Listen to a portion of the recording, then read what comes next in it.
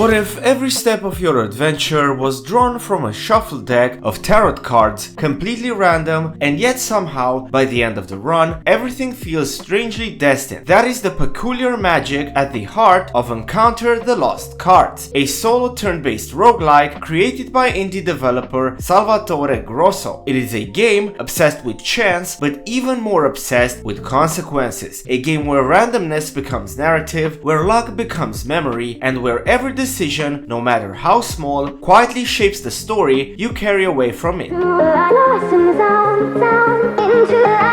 At first glance, Encounter appears deceptively simple. There is no sprawling world map to navigate, no carefully planned routes branching into all sorts of predictable rewards and dangers. Instead, your journey starts entirely with random pulls from a deck of tarot cards. Every step forward is a draw. Every draw becomes a fate. Flip one card and you may find a traveling merchant eager to sell rare equipment. Flip another one and you're staring down a starving bandit who wants your gold, your supplies, and possibly your life. The game strips away the confronting illusion of control that most roguelikes provide and replaces it with something cooler and far more thrilling: the uncertainty. And the remarkable thing is that the randomness feels genuine. Encounter the Lost Cards does not secretly protect the player from bad luck. It does not quietly balance the scales behind the scenes after a streak or misfortune. You can draw disaster after disaster and watch an incredible run collapse in minutes. Yet, because the game commits so fully to its philosophy, every success feels earned in a deeply emotional way. Finding salvation and luck after several terrible draws feels miraculous. Surviving against impossible odds feels also personal. The random encounters you will find hidden within the tarot deck form the true soul of the experience. Some are peaceful, even comforting. A wounded traveler, for example, may beg for help at the side of the road. A frightened child may ask for food, or a desperate merchant may plead for protection. In those moments, the game presents quiet moral decisions with no dramatic music or glowing indicators. Only choices. You can help, sacrificing precious resources in exchange for virtue, or perhaps a small reward later. Or you can ignore their suffering, rob them outright, or exploit their weakness for immediate gain. Encounter the Lost Cards never forces morality upon the player. It simply watches, remembers, and waits. Other cards are far less forgiving. Vendors appear like temporary miracles in the middle of chaos, offering powerful relics, rare weapons, food, potions, and strange artifacts that may never appear again in future runs. Yet even these moments of relief become exercises in painful decision making because inventory space is brutally limited. Every item occupies valuable room. Taking a legendary weapon may mean leaving behind supplies you desperately need later. The game constantly forces players to think not only about power but about survival as well. Then there are the lure cards, perhaps the most cruelest design in the entire game. These encounters tempt players with treasure, shortcuts, and sometimes also a little bit of fun. But other times they erupt into ambushes without warning. Beneath all of this lies the game's surprisingly intricate combat system. On the surface, it appears straightforward. Turn-based battles where attacks, abilities, and items are exchanged between player and enemy. But hidden inside that simplicity is a tactical layer built around sequencing and resource management. The order in which actions are performed matters enormously. A well-timed ability can create devastating combinations, while a careless move can leave the player exhausted, exposed, and moments away from death. Because resources are limited and every encounter carries risk, combat becomes less about brute force and more about survival throughout efficiency. Stats shape each run in meaningful ways, yet the brilliance of Encounter lies in how these systems interact with inventory limitations. Players cannot become masters of everything. Every stat increase pushes the run towards a distinct identity. The game's resource economy deepens these tensions further. Weapons break, potions disappear forever once consumed, food supplies diminish rapidly, rare equipment degrades under repeated use. Nothing lasts indefinitely, and because of that, every decision carries weight. Choosing to save a healing potion for a future emergency might preserve a run, or doom it. Encounter understands something many roguelikes forget. Resources are only meaningful when they are fragile. Yet, perhaps the game's most fascinating system is its moral framework. The invisible balance between sin and virtue that shadows every action. Helping strangers, sparing enemies, donating resources, and choosing compassion gradually builds virtue. Theft, betrayal, cruelty, greed, and violence